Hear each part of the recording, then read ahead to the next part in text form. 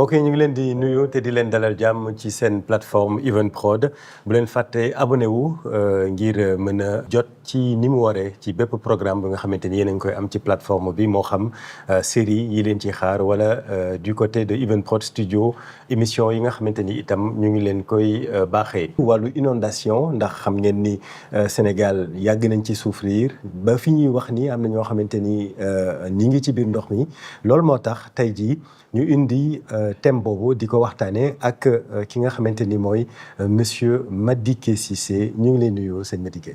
merci Chérif ñu ngi lay nuyu di la fay di la sant ci invitation bi. géographe aménagiste nga loolu mooy sa métier waaye yow yaay directeur de la prévention et de la gestion des inondations yi. def nañ ci reportage bu am solo fële ca wàllu Rufisque ak Bambilor muy zone yu nga xamante ni mën nañ wax ni zone yoo xamante ni yu xaw a am jafe-jafe la diñ ci indi ay leeral mais tey jii boo ñu doon defal la cartographie tey jii à date naka la situation bi demee ci terrain bi.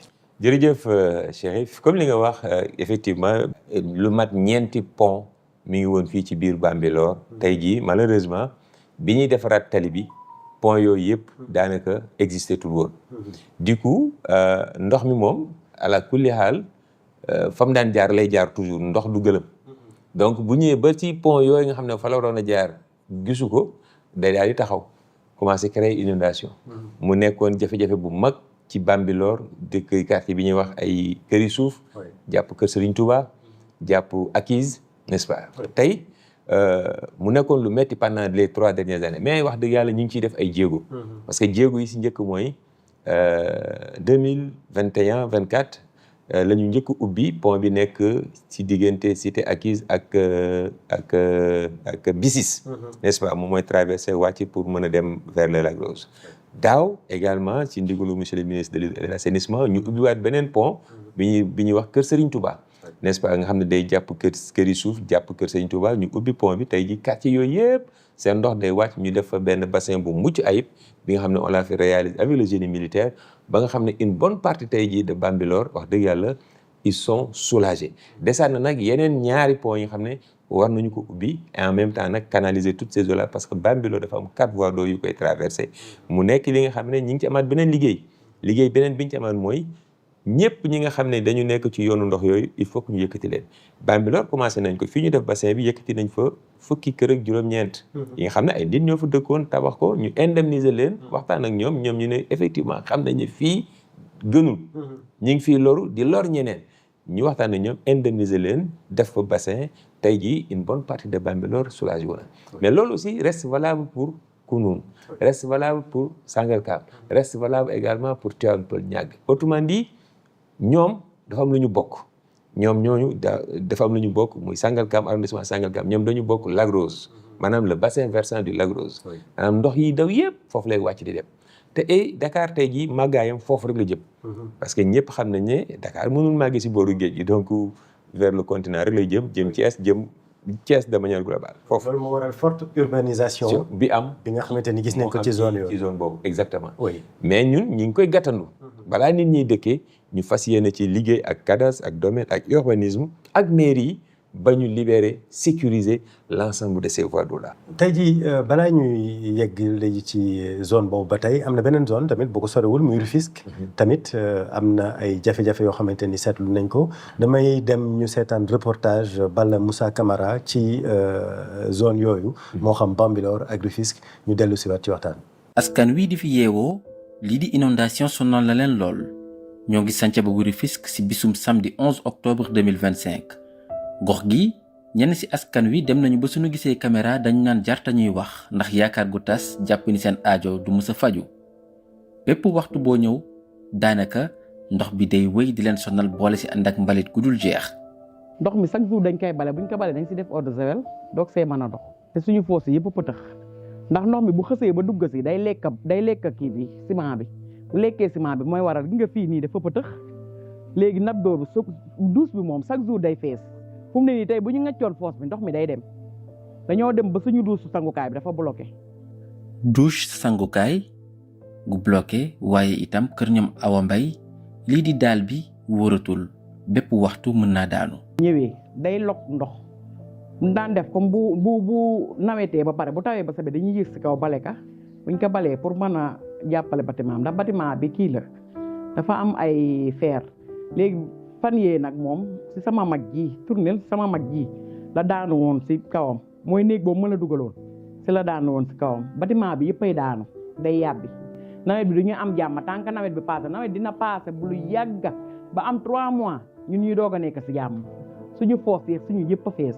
ndox mi sonal nanu mbalit mi sonal nanu canal bi sonal nanu te dañoo yor suñuy doom yor suñuy sët ñuy daw di liggéey mënuñoo dem fenn ndax mbalit ndax canal ndax ndox. ku ñëw wax dem ku ñëw wax dem wax ji nag dañoo mujj sax sonn nit ñi dañuy jël seen mbalit sa àll ba ñëw këppal ñu ko. xool lañ kii àll lu mu mel ainsi moom problème la quoi parce que ñun moom ak lu ñuy fanaan fii gaale baa ngi nii ñun kay dañoo sonn. maire bi mën nañ ñëw indi fi ay éléments yoo xamante ni dañuy ñëw gas tuuti duñ gas mu xóot bàyyi noonu dem bu ko defee nag bu tawee taw bu am doole day gaaw a fees ba pare mbalit day am ci canal bi. waaw fii mooy mbëndax gi quoi ñi dëkk Dangu Sanca ba yëpp xam nañ fii. man sama biir atelier menuisier bi machine yi day dem ba ndox mi da koy mëdd.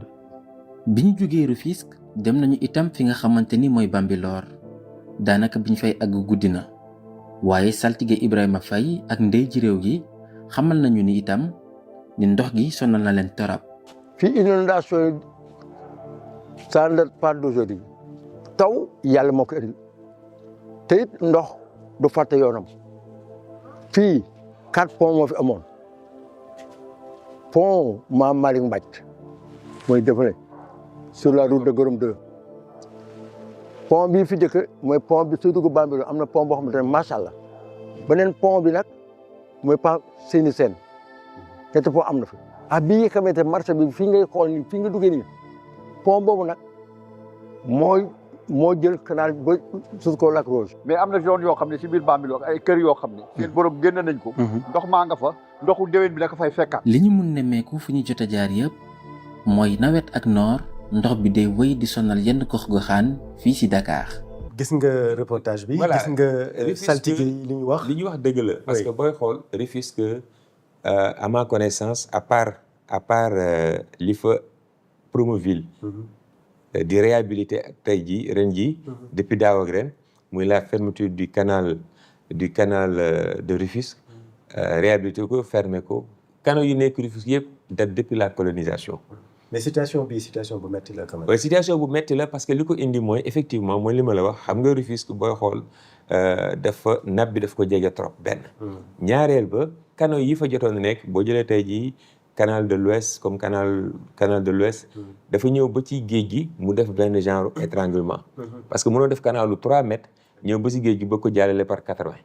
looloo tax tey jii bu tawee une bonne partie de Rufisque day inondé ba agsi ci préfecture bi marché bi yëpp ay inondé parce que tout simplement le canal bi drainé presque section 2 mètres bu ñëwee ba ci géej gi dafa am benn gros d'étranglement diamètre 80 boobu léegi nag ñu ngi ciy liggéey avec les services parce que quand même bëgguñu ubbi géej gi mu indi yeneen conséquences n'est-ce pas donc vraiment c'est très difficile mais quand même il faut qu'on y aille avec toutes les mesures de sécurité mais au-delà de ça mooy li ñu wax léegi également ay tool yi nga xam ne nit ñi dañ ko daan bayee tey jii ay dëkkuwaay la te booy xool fépp fu ñu daan bay ay zone de Niayes la zone boobu nappe bi du sori parce que boo gasee 2 mètres da ngay daan am ndox 3 mètres da ngay daal di am ndox parce que tout simplement foofu mooy zone de nappe bi parce que ay zone d'agriculture la woon tey jii boo demee Rufisque boo jëlee yoon bi dem côté Sangalkam mooy côté Diorga wax dëgg yàlla ay tool la woon ñu lotir aujourd'hui ce qui fait que les gens vivent dans des conditions très très très difficiles comme ni ñu ko waxee nii mais assainissement bi nag àggagul foofu également àggagul foofu ce qui fait que vraiment ñi ngi bokk ak ñoom jafe-jafe yi ak lu tax du fay xam nga assainissement moom vraiment malheureusement assainissement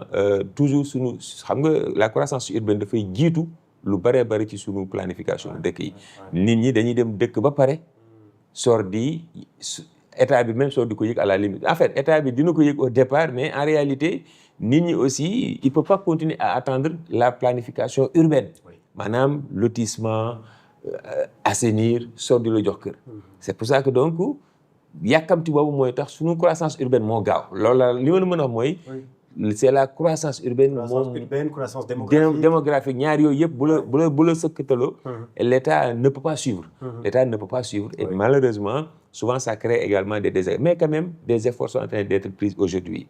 Le nouveau gouvernement est très clair. Oui. Pour tout ce qui est développeur. Même si chaque année. Oui, non. En fait, actuellement, il y a des actes. Je me mets à la place de ki nga xamante ni xëy na jamono yi mi ngi ci biir ndox mi.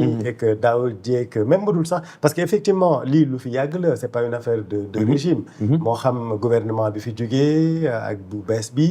discours yi gisuñu vraiment un peu de changement. Oui, voilà. non moom laa wax ne le changement yi mi ngi nekk ci l'anticipation. Parce que tey jii lu gouvernement bi décidé mooy yow boo dee développeur urbain mënatuñ la autoriser ngay defar ay lotissement comme li ngay dégg ay cité telle yi inondé yooyu moom dafay jeex. maanaam tey jii tout ce qui est développeur nga xam ne tu as aujourd'hui am nga mainmise sur cette personne là doo ko autoriser mu def sans au préalable mu def assainissement. loolu c'est déjà un pas important. te loolu amul woon. bu yàgg da ngay wax ne oui après je vais assainir maintenant léegi da ngay assainir ba pare soo def autorisation à la limite. D'accord. Donc amul woon c'est des pas qu'il faut saluer. ci nga xam ne dëkk nañu ba pare aussi ñaar rek moo fi des mooy la restructuration. Et restructuration également ça demande plusieurs éléments il faut nga amaat espace boo yóbbu ñooñu. Est-ce que ñooñu ngay yóbbu seen doom yi am nañu école bu ñu jàngi. Est-ce que ñoom daañu d'accord parce que parfois c'est des ancrages sociologiques qui font que parfois sama maam sama papa sama nijaay ñëpp fii lañ dëkk man. ay këru cosaan. Donc ancrage boobu mooy tax parfois volet wu certains quartiers précaires. Restructuration bi di poser problème. Mais il y a un programme d'éradication des bidonvilles pratiquement. bi nga xamee ne ministère de l'urbanisme mi ngi ciy liggéey et puis tous les secteurs. Tous les quartiers où il y a des bidonvilles en font partie.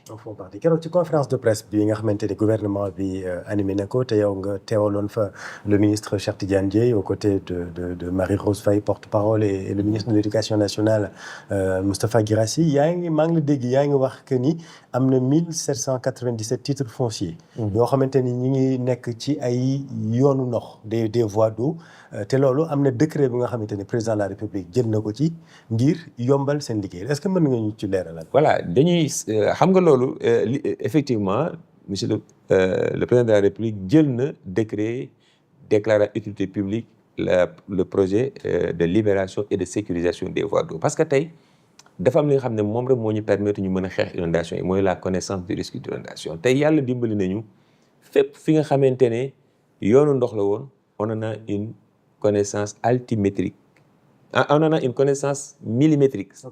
Millimètre près. tey jii vous êtes capable. On est capable de vous dire que oui fii voie d'eau naturelle la ou pas.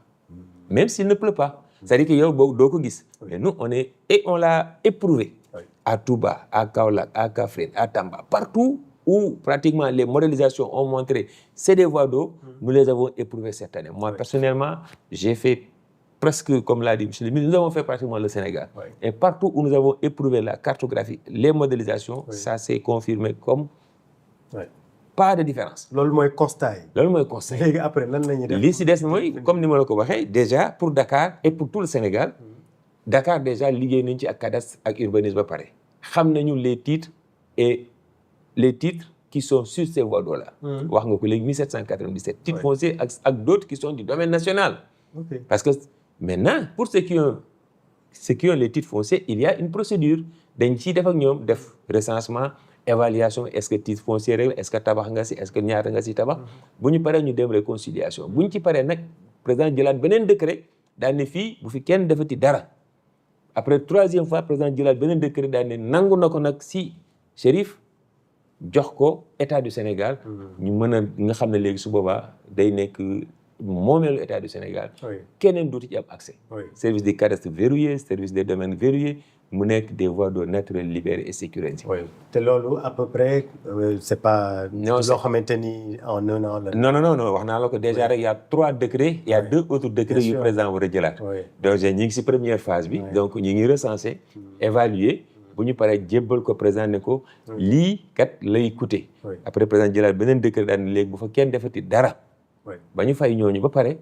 mu jëlaat beneen décret nag dugal ko ci domaine public bu état. recensement boobu ngeen def am na tamit beneen application boo xamante ni yaa ngi ko doon wax permettre na tey ci koo xamante ni yaa ngi ci benn zone rouge. nga xam ndax yow fi nga nekk zone rouge la wala du zone rouge. effectivement mais loolu lu am solo la lu nit ñi war a xam. mais loolu dañ ko defoon pour que waxuñu sax ki nga xamante ne am na niveau intellectuel mais Sénégalais lambda bi nga xam ne jàngam soriwul. mu jël portable muy smartphone muy comment ça s'appelle iPhone yi yëpp boo ci jël rek da ngay télécharger moytu mbënd. voilà moytu mbënd. soo demee ba fii nga bëgg a jënd parcelle wala fii nga yaakaar ne fii nga bëgg a dëkk moom dana wax ne la fii nga taxaw bërëb bu bëri mbënd la bërëb bu rouge la wala bërëb bu yemama et cetera su boobaa. application mi ngi dox.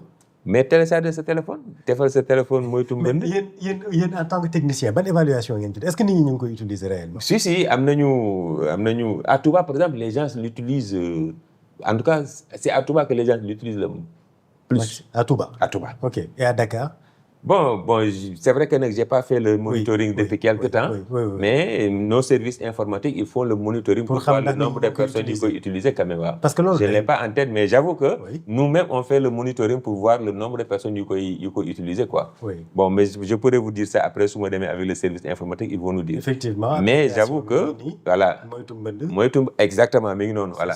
Et puis, voilà, cliquez, il va vous dire la situation bien. Tout à fait. Et c'est important. Bon, on va continuer l'émission. Voilà, je vais essayer de faire le test. Et ça, donc ça permettra à faire tous les Sénégalais. Et maintenant, vous, après téléchargement, il va vous dire, voilà. C'est important. C'est important. C'est important. Et donc ça également, nous l'avons, pas sur tout le Sénégal, mais nous l'avons pratiquement dans les zones pilotes les plus exposées au risque d'inondation. Là, par exemple, la zone où nous sommes est... Voilà, donc vous avez un rayon de 25 km. Non, normalement, il doit parler. Ah d'accord. Il y a une langue. Ah, il y a une langue aussi. Oui. Bon, on va essayer de regarder ça en même temps. Mais en attendant, ñu wax ci beneen situation. Oui. Balaa ñu dem Touba parce que tamit loolu c'est un cas à part je crois. La zone de Kër Massar am na ay jamono inondation yu metti moo fa doon am. Am na travaux yu am solo yu fa am. Ren am na inondation certes mais pas comme ni ñu ko daan déggee lan moo ko waral. lu ko waral mooy effort yi gouvernement bi def parce que booy xool Kër Massar 2019 la ñu fa lancé woon le projet 2. wax dëgg yàlla depuis boobu il y a une nette amélioration. jeexagul nag mais li ko def rek mooy boo demee tey Kër Massar tu te perds boo saagatul parce que il y a beaucoup de voies yi nga xam ne ay canalisation la avec des routes en pavé ou bien goudronnées. te yooyu yëpp ay canalisation yu mag la yi nga xam ne ADEM moo ko réalisé dans le cadre du projet sur financement Banque mondiale. dans les deux bassins versants muy bii dem surtout Mbabas mooy Kër Massar Nord nga xam ne pratiquement seen bassin versant vers le lac Mbabas la ay une partie de Kër Massar Sud nga xam ne seen bassin versant mu ngi nekk si côté Marigot de Mbao bi.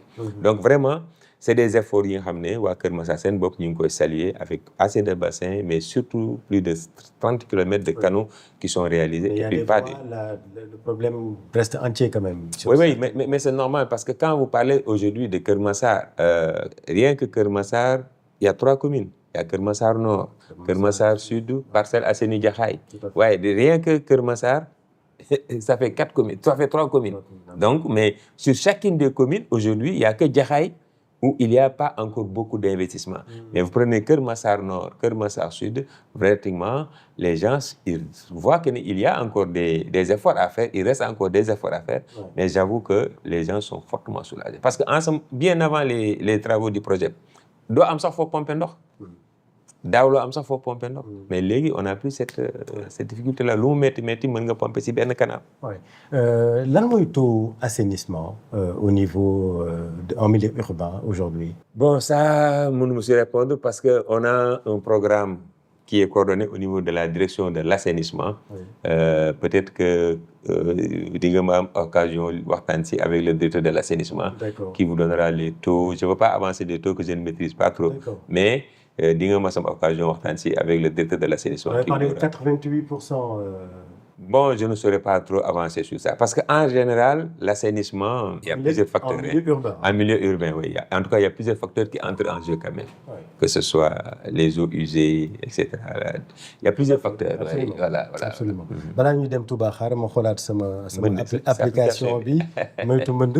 Lu mu la wax bon là ça m'affiche zone sans risque d'inondation identifiée. Exactement. Vous êtes dans une zone sans risque. Voilà, c'est ça. Et même si vous cliquez, il vous parle en langue. Cliquez sur les 3 boutons. Sur les 3 boutons voilà. Ici. Langue. Ok. Changer la langue. Voilà, Wolof. Ah ok, tu as le choix entre Wolof. C'est ça. ok et français. Voilà. Parfait. Il doit parler normalement il doit vous dire que ne période bi amul risque. D'accord bon en tout cas les téléspectateurs yi nga xamante ne xamuñu ko woon. bu ngeen bëggee xam ndax seen zone dafay inondé. wala du inondé. moytu mbënd application la boo xamante ne gouvernement bi teg na ko mais xam naa bu ñu ko defee nag ñuy bari dinañ nekk ci zone yoo xam ni yu zone yu inondé la parce que les zones non aedificantes comme on dit fii ci Sénégal Dakar principalement bari na. oui xam nga loolu li si am solo mooy bi application la mais aujourd'hui tey boo amee yow sa projet de lotissement. soo demee ministère de l'environnement di wut quitus environnemental. ñoom dañ lay wax ne la demal direction de la prévention de la gestion des inondations ba pare parce que boo ñëwee su boobaa. ñun on va vous demander sa extrait de plan. maanaam les coordonnées x y nga xam ne mooy wan kër gi nan la tëddee ci suuf si fan la nekk ci suuf. mais léegi boo ñëwee ñun si direction bi daañu la si yokkal le Z. le Z mooy wan altimétrie bi nga xam ne foofu la sa parce que yow mën nga dëkk fii ki dëkk fii ndox mi bu tawee fii day ñëw si këram. donc yooyu yëpp tey jii ñun ñu ngi ciy liggéey ak développeurs yi ak ministère de l'environnement parce que loolu mooy également l'option du nouveau gouvernement maanaam les projets catalytiques nañu bàyyi di liggéey en silo. environnement balaa muy joxe quitus léegi da lay wax ne la demal DPG yi dana la wax yow sa lotissement bi fan moo fi yoonu ndox. fan moo ci am ndax et loolu dafa am solo. y a beaucoup de projets yi nga xam ne tey delloo nañ ko seen ay borom ne leen non. mënu leen a am autorisation de lotir mënu leen am quitus environnemental parce que tout simplement jëlu leen en compte lii nga xam ne mooy yoonu ndox yi nga xam ne c'est identifié et clair que nga xam ne tey boo ko jëlul en compte nit ñi bu ñu fa dëkkee dañuy loru muy lëkkaloo bu rafet bu ñu am ak ministère de l'environnement ñi ngi koy liggéey également ak ministère de l'urbanisme ak ministère de l'agriculture parce que loolu la ñu gouvernement bi sant te ñi ngi ciy def lu ñu mën. oui est-ce que Touba da ngeen fa am programme bu bees. non Touba. programme bi ñu fi amoon mosul du bu bees. programme bi fi nekk mooy continuer parce que tey gis nañ ko léegi ci reportage bi les besoins d'assainissement à Touba tournent autour de 93 milliards 24 millions ou 240 millions. bu dee toonee 50% la defaguñu 50% bu doon 93 milliards yi rek moom la ñu war def Touba defaguñ ci 50%. mais nag Touba c'est la deuxième ville du Sénégal en termes de population. ci li ngay wax nii li koy dëggal mooy Serigne Abdoul Ahad Mbacké. moom moo géré wàllu communication ci Grand Magal de Touba. laaj nañ ko ci période Magal bi parce que xam ngeen ni am na mbënd bu metti bu fa amoon. ci jamono yooyu. lan mooy xalaatam ci jafe-jafe yi nga xamante ne waa Touba ñi ngi koy dund ci wàllu inondation ñu déglu ko. waaw xam nga assainissement bi dafa am histoire ci Touba ndax sëñ Saliou moo ko fi njëkkoon def dans les années 90. avant loolu jàppal ne dara amu fi woon bi nga xam ne sëñ bi def na loolu nag ñu dem ba régime am président Abdoulaye Wade dikk mu am lu mu ci yokkaat bi président Macky Sall ñu am lu mu ci yokkaat ñii tim bi ñu dikkee ñu continuer di boobu liggéey ba jàppal ne liggéey bu fekkente ne bi ñeent la benn bi moom lañ defagum nga xam ne kon day mel ni on est à 25% de réalisation des besoins d'assainissement de Touba parce que fi mu ne bu ñu xaymaa li nga xam ne mën nañ ko fi def ci xay bi nga xam ne ñoom ñu ngi koy génne liñ fi def lépp buñ ko dajalee bu ma dee 50 milliards itam ci lay toll ci loo xam ne peut-être besoins yi ëpp na 200 milliards. les besoins d'assainissement pour la ville de Touba. te xayma boobu bañ ko defoon dañ ko def en 2020 2021 kon jàppale bu ñu nee ba 2025 yokkuwaat na ndax dafa mel ne réchauffement climatique bi ak phénomène nappe bi ak yi xew yëpp tax na ba am na même soppeeku ci ndox mi ni muy dikk ndax lii ñu dal nii ren daloon nañu daaw te bi ñu dalee daaw dañ ne woon ba ñu commencé natt météo ba daaw ndox mu toll na musul wàcc Touba ren nawet bi commencé ndox mu ni toll wàccaat kon mën nañoo jàpp ne déwén ndox mu ni toll mën na fi wàccaat kon day mel ne yitte yi muy besoin yi bari na ñu ngi ciy góorgóorlu ñu ngi def waaye nag dafa des fu baree bari ci biir dëkk bi moo tax toujours may wax ne nañu xam ne travaux yi dina impacter ndax ndox mi dana gën a gaaw a dem waaye bu kenn jàpp ne problème assainissement yi jeex na ci dëkk bi. comme sëñ bi muy dëggal. li ñu wax voilà c'est ça donc xaajalu gu ñoo jeexal investissement yi ñu nama du Touba moo tax boo demaan ndax dégg na programme bi dama naan la day booy programme day fekk nga arrêté woon. parce que xam nañu ne li Touba soxla en termes d'investissement il faut chaque année ñu am ñaari sources de financement. oui quand je dis programme bu bees est-ce que le nouveau régime le nouveau pouvoir da ngeen am un nouveau programme structurant. très bien au niveau de Touba. Oui, ce que le nouveau régime a amené pour Touba, moi, pour la première fois, on ne va plus parler de bassin et des stations de pompage. Tout sera en gravitaire, vers la vallée du Sine, avec des projets catalytiques. Maanaam lii nguur gi indi bees mooy kenn duutul wut ndox mi di ko tëj ci ay bassin ak di wut ay pompage ñuy wax naan station bi moo bassin bi toj na bassin bi def yooyu day jeex. Parce que cartographie bi moo ñu ko may depuis daaw ba ren xam nañu ndoxu Touba yëpp li ko dalee jumaay Touba ba ngay àgg vallée du Sine jëm Fatick Kaffrine xam nañ fu muy jaar. Et foofu la ñuy jaarale ndox mi. Et là tamit dañuy war a libérer. mais oui les voies naturelles les voies naturelles. dañuy libérer les voies naturelles mais li am solo mooy xam nga Touba nit ñi lu ñu xamul Touba dëkku mbay la. dëkku mbay boo demee tey dëkk ñuy wax Ndok Ngasaan Daaru Rahman Pofdi mais presque ñoom ñoo yore culture maraîchère yi dundee Touba yëpp. waxtaan nañu ak ñoom. ak waa ministère de l' agriculture ba nga xam ne dañ leen xamal ne leen ministère de l' agriculture ak direction des inondations d' accord nañu pour jàppale leen. nu ñu leen di jàppale mooy ndoxu taw bi duutul nekk loraange mais day nekk opportunité pour yéen. te waxtaan seen ñoom ñi ngi ciy liggéey ak ñoom ak les services du ministère de l' agriculture ba ñoom xam nañu ne ñoom seen bopp dañ naan ndox mi moom bu ñëwee nañ leen si jàppale ñoom ñu liggéeyee ko. te loolu mooy premier projet catalytique bi nga xam ne également am nañ ko ak ministère de l' agriculture. donc gannaaw bi ñu libéré fi ndox mi war a jaar ci biir dëkk bi te Touba nag chance boobu nga am. mën nga sax bañ a libéré ay nit parce que Touba da ngeen ay mbedd 30 mètres. et je sais que ne am na ay voies d'eau yu ñu gis ba nga pare ne bu laajee libération ay tuuti kër lay doon. ay tuuti kër même pas 100. même pas 100. du nekk comme 1780. non comme Dakar déedéet. mais Dakar aussi je vous ai parlé de et puis c'est les 4 communes de l'arrondissement Tivaouane Peulh et cetera mais Touba c'est simplement quelques quartiers. oui mais au moment fi ñuy waxee nii am na ñoo xamante ne gis nga reportage bi nga xamante ne le journal L'Observateur par exemple defoon na ko ci semaine ba la ñu génn am na ñoo xamante ne ba léegi ñi ngi ci biir ndox mi. loolu lan moo ko waral ak lan ngeen ci def lan la ci gouvernement bi def. lii ko waral li ñu war a jàpp mooy Touba dafa bëri ay cuvettes ay xur. vraiment man damay dem Touba régulièrement mais à ma grande surprise ba léegi nii da ngay dem gis ay xur yu bare yu nekk biir Touba. yi nga xam ne amagul réseau wax dëgg yàlla. benn ñaareel ba mu am également un comportement bi nga xam ne à Touba xëy na nit ñi duñu ko xam mais moo bokkoon na si li indi jafe-jafe bi par exemple tey nga gis benn yoon mu nekk ay kàmb nga sëkk ko yaakaar ne yaa ngi defar parce que tout simplement ay xale dañ fi daan sangu di ci loru fekk ndox mi foofu la daan jaar pour libérer Touba tey bi ñu ko sëkkee mu indi jafe-jafe bi gën a bari ci biir Touba loolu si la bopp n'est-ce pas mais waxtaan nañ ci ak ñoom ba ñoom ñëpp d'accord nañ ne lii kat ñàkk xam la woon moo tax ñi ngi ciy liggéey ak ñoom donc fas nañu yéene tey jii xam nañ ne nit ñu bari ñu ngi woon ci ay jafe-jafe parce que dañu dëkk ci ay xur dëkk ci ay cuvettes mais ñooñu xam nañu ne fii ñu dëkk parce que xam nga outil bi ñu am loolu lay jëriñ yow boo nekkee ci xur wi bu ñu ñëw bu ñu la wanee sa kër da ngay xam ne ala kulli haal fii nga nekk baaxul xamoo ko woon jafe-jafe ndox amul woon mais tey ndox dellu si na mais man damay faral di wax ne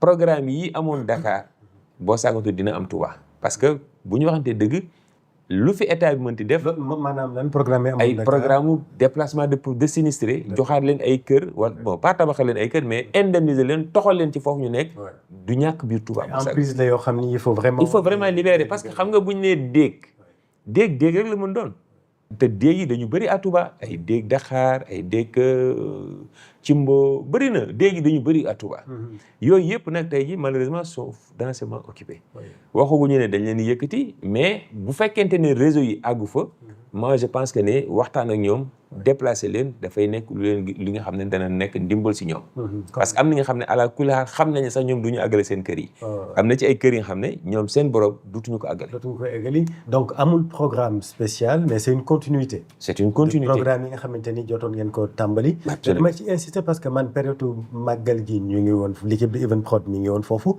période boobu gis nga taw yu métti yi fa amoon gouvernement bi sax le premier ministre le ministre Cheikh Tidiane Dièye inauguré ay ouvrages mais li jaaxaloon ñu bari mooy lan moo tax ñu inauguré ouvrage yooyu rek ci saase ci ëllëg sa bokk inondation yu métti am fa parce que tout simplement xam nga mooy li ñuy wax boo gisee ouvrage yi mais quel que soit ouvrage bi nga mën di am lii taw mënoo ko xam parce que boo jëlee ouvrage quel que soit ça da nga koy dimensionné rek mais bu yàlla indee taw bi nga xam ne ëpp na dimension ouvrage bi day submergé wu amul pexe loolu pexe amu si. Et c'est ce qui s'est passé en réalité premier jour bi nga xam ne on a fait l'inauguration d'accord il y avait même quelques problèmes techniques entre ONAS l'entreprise et cetera mais bi ñu passé loolu également on a compris que même bu dee toon tey ji dépassé nañu loolu ouvrage bi c'est dimensionné. ñu wax ci beneen point muy inondation fluviale. fële ca sud-est du Sénégal am na coow lu jógoon ci concernant ay wax yi nga xamante ne le maire de Balou yëkkati woon na ko am na ay population yu nekk foofu yoo xamante ni itam on parle de 109 familles yoo xamante ni dañ leen déplacé maanaam dimbal li ñu waroon jotuñu ko xëy na peut-être loolu beneen débat la mais inondation fluviale bi am sur cette partie du pays foofu tamit lan ngeen ci jot a def. xam nga inondation bu xasee ba taxaw gouvernement bi du xool dëkk sàngam wala dëkk sàngam. vraiment dañuy taxaw ne inondation am na Sénégal. du question wu Balou. wala Bakel wala Matam non c'est des inondations ñoo ñëpp ay Sénégalais lañu. Maintenant le gouvernement buy toog di liggéey vraiment du spécifier pour Balou pour et cetera. pour Yafeera wala non c'est pas possible parce que sinon également nous sommes dans un état parce que boo jëlee tey jii 5 communes yooyu Yafeera Balou et cetera. Arundu mais ñoom am nañu lu leen lié. Est-ce que tey jii nga intervenir directement Yafeera bàyyi Arundu alors que nga defar benn affaire bi xam ne ça les relie ñoom ñëpp. Est-ce que gënul économique. Je donne une idée. Par exemple une route qui était coupée nga réhabiliter route boobu pour tous ces villages est-ce que loolu gënul impact li ñuy wax. nga jël beneen cas de figure nga jël tey jii supposons nga recenser ne ñii ñu ngi doon bay patate parce que boo demee Yafeera Arundu ñooñu patate la ñuy bay li ci ëpp pendant les cultures de décrue ak d'autres cultures de décrue ay maïs ak yooyu nawet bi seen alal yàqu au lieu nga jox leen xaalis nga jox leen semence jox leen engrais ñoom ñu dem bayaat est-ce que gënul benn 100 000 boo leen di jox wala 200 000 boo leen di jox. waaw loolu ci ndimbali la mais ci situation bi nga xamante ni ñoom moom la ñuy dund quand même muy situation boo nga xamante ni. dafay fàttali bu daaw bi. te foofu tamit li ma fiy laaj. mais Chérif li ma la bëgg a wax moi j'ai été à Balou à Arundu à Yafeera à Koungani j'ai pas vu des gens plus dignes que ces gens-là. Ah bon? Dignité bi dund ci village yooyu. soo dee été beneen dëkk ci Sénégal non man li may wax télé laa koy waxee nii dama ne. gis nga Balou Yafeera Koungani. ils ont vécu des moments difficiles mais dans la plus grande dignité. xaaruñu ne kenn xarabu ci état parce que li ma wax dama ko dund ak ñoom Cheikhna Camara mi ngi fel ñu fekkoon ñun bi ñuy dem Yafeera en 2024 il y avait même pas d'eau à Yafeera man maay doon indaale des camions d'eau di ko yóbbu Yafeera le temps ñu koy indi Yafeera ñoom bi ñu ñëwee. 2024 bi ñu jël ay camions d'eau fii di ministère yóbbu ko mais bi ñu egsee Yafeera ñoom seen sachet d'eau yu ñu yore woon ñoom moom la ñu doon jox ñun ñu naan ko ñun gan yi. xam nga ne loolu kooku sens de l'honneur la et de la dignité. yow benn sachet ndox nga am xamuloo sax ndax di nga am xamoo sax ndax ñun indi nañu ndox wala indiwuñu ndox mais par teranga ak respect à l'homme nga jël sa benn ndox boobu dem jox leen ko.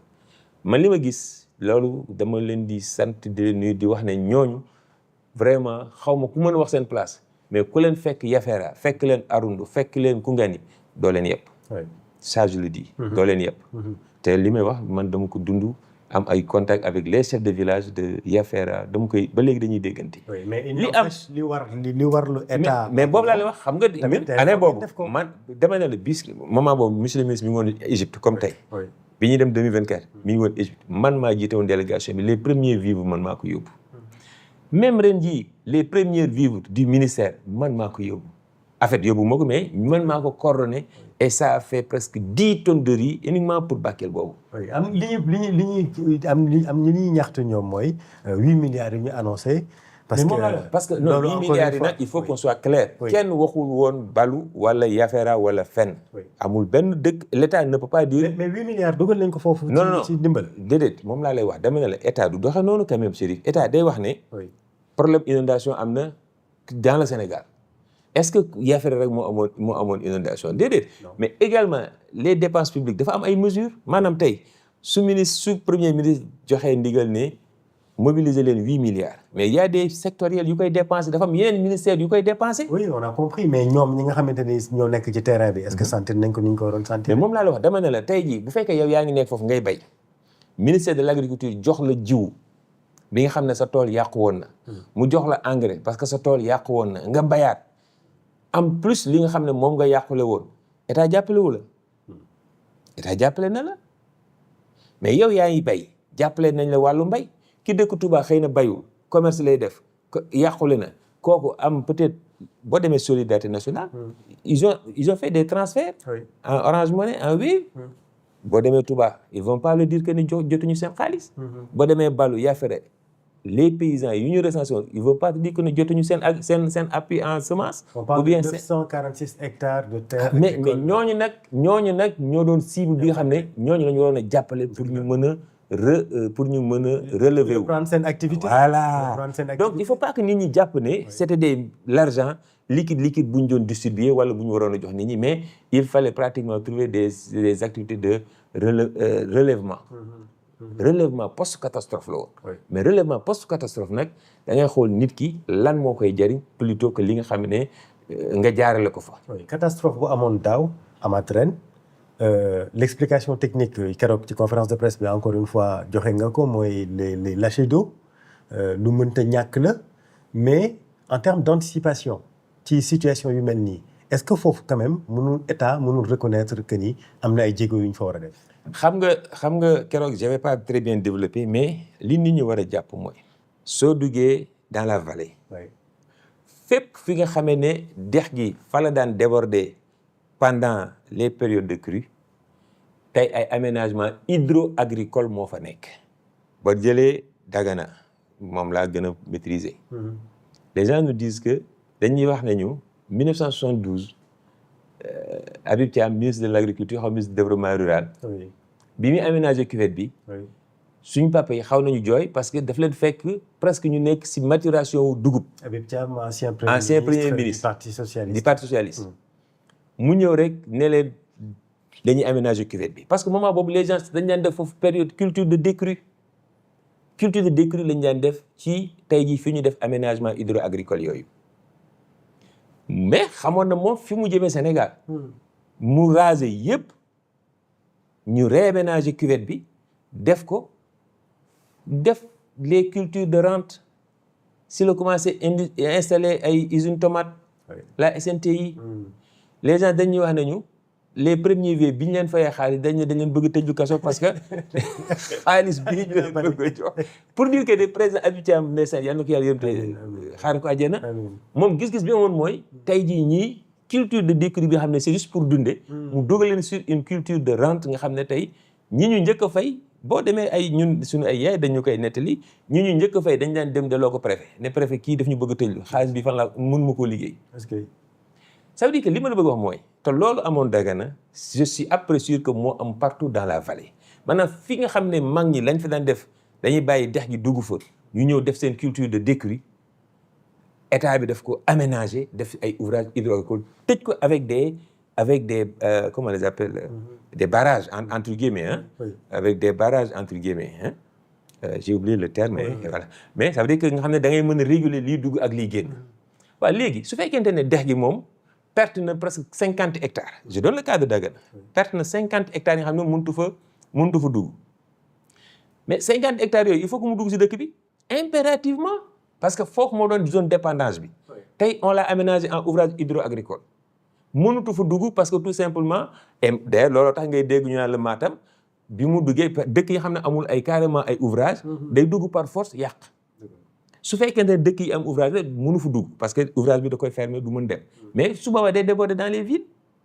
loolu moo tax tey boo jógee Dagana ñiy souffrir le plus mooy les villages de Guidakar Xare nga xam ne ñooñu amuñu tey ji benn possibilité et ils sont tenaillés entre la CSS et les ouvrages de Dagana loolu moo xaw a am partout dans la vallée mais li ko mën a saafara mooy fi état bi teg tànkam barrage yi bu amul woon c'est pire parce que lu mu métti c'est au mois de septembre la ñu commencé ubbi barrage bi mais li tawoon depuis juillet août septembre bu fekkoonte ne lépp ñëw kon ce serait la catastrophe kon barrage bi c'est une aubaine et moo tax ñu jàpp ne ci li ko war a mën a lijjanti mooy amaat d'autres barrages te wax naa la ko état mi ngi liggéey pour ñu amaat beneen barrage mooy le Gorbassi su boobaa di nga am ñeent Sénégal kese la. oui non c'est dans le cadre de l'OMVS. Absolument. c'est dans mais Sénégal xam nga booy xool damay wax ne moom laa tooñee parfois ma leen yéen il faut ngeen xoolaat seen texte yi parce que li Sénégal di yàqule Mauritanie yàqule wu ko par exemple.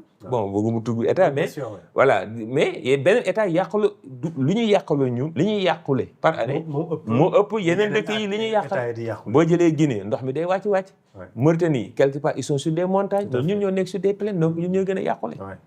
donc il faut kon beneen barrage. impérativement il faut ñu am beneen barrage pour mieux régulariser les voies les arrivées au Sénégal. et ça se discute au niveau. de l'OMVS. non le projet est en cours OMVS ñu ngi ciy liggéey.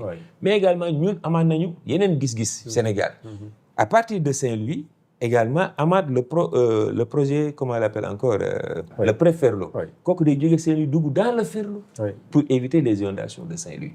et tant d'autres projets également qui permettraient vraiment de diminuer les arrivées d'eau au niveau. Ça, ce sont des solutions structurelles. Exactement. Voilà. Mais conjoncturelles maintenant, comme cette année, nous avons essayé de protéger plus de 20 villages. Aram, Boki. Malheureusement, c'est durant la rentrée des classes le loolu am na école yu bari yoo xamante ni itam. oui non même avant rentrée c'est-à-dire que je veux dire que ne il y a cette année il y a des villages yi nga xam ne daaw le village de Fanay pendant cette période cimetière yi kenn mënut fa woon dem pour enterrer. le village était coupé en deux. daaw c'était pire. C'était pire. Mais en tout cas cette année on touche du bois. jafe-jafe amul Fanay parce que digue bu ñu fa def moo leen may chance. boo demee tey Daara Alaybe même chose on a mis une digue on a réalisé une digue. boo demee gi Dakar bi ma lay wax léegi nii on a réalisé une digue. donc on a fait beaucoup de digues plus de 15 kilomètres de digues avec plus de 20 villages. matale wuñu lépp nag. balu boobu ngay wax tey jii. Yafera du moins. l'étude de Yafera bi muy pare. balu indi na coow waaw dama ne bi ñuy non on les a pris en compte parce que mais quand même chance bi yeneen dëkk yi amoon ñoom amuñu ko parce que yeneen dëkk yi SDR bi fi njëkkoon nekk avant la SAED dafa réaliser woon ay digues de protection. mais ñii comme amuñu woon ay digues de protection il fallait ñu def une étude ba xam digue bi fan lañ ko mën a def. d'accord qu'est-ce que ça va servir. et étude boobu ren pare na on l'a chiffré bu ñu yàlla dimbalee mën nañ ko réaliser année prochaine te ministre wax na ko déjà. oui ñu fàttali ni yow doo politicien maanaam doo militant politique donc technicien nga vraiment koo xamante ni yaa ngi nekk ci terrain bi en tant que directeur de la prévention et de la gestion des inondations mais lii nii yëpp lu ñu fi wax ni yëpp pour def ko il faut de l'argent. Absolument. Il faut vraiment les moyens dans un contexte bu nga xamante ni Sénégal dañu nekk ci tension budgétaire jafe-jafe ci wàllu koom est-ce que loolu gën na jafeel seen liggéey. en tout cas dañuy sant di wax ne wax dëgg yàlla bu ñëpp yemoon am ñu gedd seen cër. mais ñun xam nañ ne am nañu cër bu rëy ci gouvernement bi. parce que le secteur de l'eau c'est la vie l'eau c'est le moteur. te xaw ma fan moom jafe-jafe mais état bi bàyyi na xel ne l'eau moom c'est la vie. muy eau hydraulique muy eau assainissement. donc dañuy sant di gërëm pratiquement le président de la République si ni mu amee vision xam ne. eau moom mooy si priorité yi la bokk. maanaam lu mënti xew daal. jafe-jafe am nii moom il faut que ce service-là puisse fonctionner. wàllu ndox ak assainissement. Absolument il faut que ça fonctionne. parce que agriculture même bu ndox amul du ñu bay. on peut créer du pétrole créer si électricité mais ndox kenn mënu ko créer. donc ressource bi il faut que ñu ñoŋal ko. mais état bi mi ngi ñu siy jàppale lu mu mën wax dëgg yàlla presque priorité la si état du Sénégal si vision 2025-2050. kon loolu dalal na xel. ñu ngi lay jaajëfal Madické Cissé. ñu ngi lay jaajëfal damay jeexal ak benn laaj boo xamante ni c'est le doyen Abdoulaye Diaw moo koy jeexalee à chaque fois moom laa daan dégg moo koy jeexalee ay émissions. mooy lan nga bëggoon wax te laajuma la ko. bon en réalité vraiment dafa mel ni nag embrasser nga question yëpp xanaa li nga xam ne laajuloo ma ko woon rek mooy ci stratégie bi état bi teg. pour xeex inondation dafa am solo. dëgg la mu reposer wu si ñetti axe bi si njëkk di la solidarité. lii ngay def yaa ngi dugal sa wàll si yaa ngi def sa wàll si xeex bi. mooy communication bi xeebuñu kenn. cette solidarité là dafa wax acteurs yeeg ñëpp dugal seen loxo pour que ñu mën a ñu génnee dimension politique ci inondation ñu xam ne ça dafa nécessiter une solidarité agissante te loolu dañ ci dafa li nga xam ne dafa bokk ci stratégie gouvernement bi tey xoolul kuy politique xoolul ku ko contre li mu gëm mooy l'appel à la mobilisation communautaire pour que ñun ñëpp ñu xam ne inondation dafa di li nga xam ne ci suñu borom la jógee te mënuñu ko xeex mais war nañu mën a mànkoo am solidarité ci askan wi liggéey ko. beneen axe bi mooy la cohérence wax naa la ko léegi. Le premier ministre il a créé ce qu'on appelle des projets catalytiques maanaam permettre tout nangootulul benn ministère ngay ber sa yoonu bopp.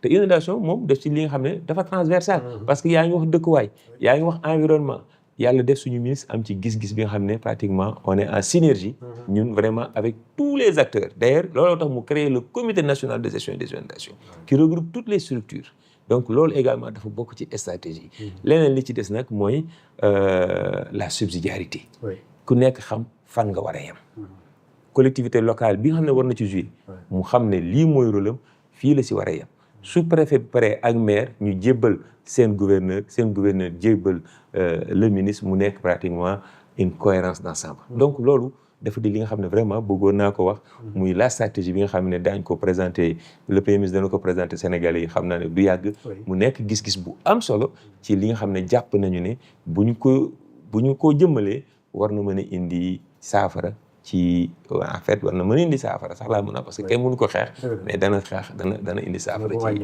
dana ko wàññi bu baax a baax a baax loolu daal mun ma soon ñàkk a wax xanaa beneen bi mooy rek di masawaat ñi nga xam ne ñi ngi si ay jafe-jafe et di gërëm aussi ñi nga xam ne ñooy jàppale monsieur le ministre ci wàllu liggéey bi ak ci seen doole ak ci seen poste ak ci seen xam-xam n'est-ce pas parce que chaque fois il y a de bonnes volontés qui viennent demander qu'on peut les solliciter pour qu'ils interviennent. Vraiment, cette solidarité-là, beaucoup me studio kenn mais ils vont se reconnaître si li may wax quoi.